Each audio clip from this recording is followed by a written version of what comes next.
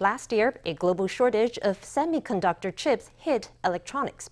Now the pandemic is gradually receding. The production of chips is back on track. Many smartphone brands are now launching new models to win back customers who drifted away. But certain types of chips are still in short supply.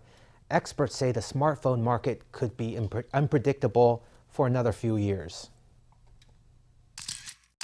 Promotions for a new smartphone launch. Last year, the global microchip shortage led to a bottleneck of new consumer electronics. Now the supply of chips for smartphones is flowing again. New models are hitting the market at lower prices. It will greatly stabilize the whole supply situation. This generation of phones is priced lower than the previous generation, not higher. That's to satisfy the broad consumer demand. 在2021年真的市况景况不是太好。 The real market situation and economy in 2021 was not that great.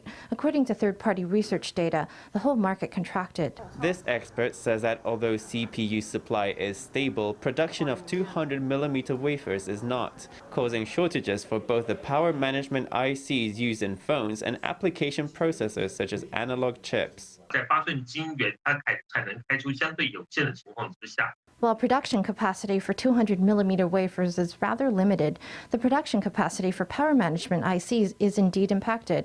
That affects the entire supply capacity for phone chips and phones. 有些厂商呢，它会在同一个年份里面。 Some manufacturers launch 1 or 2 phones in the same year. Because of the chip shortage, the production quantity will be smaller, but there will be more product lines. The smartphone market has been heavily hit by the pandemic, throwing up lots of unexpected quirks, such as brands releasing multiple model numbers in the same year.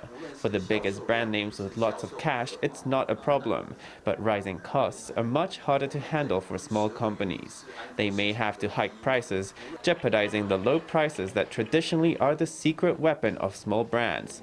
More instability in the market looks inevitable.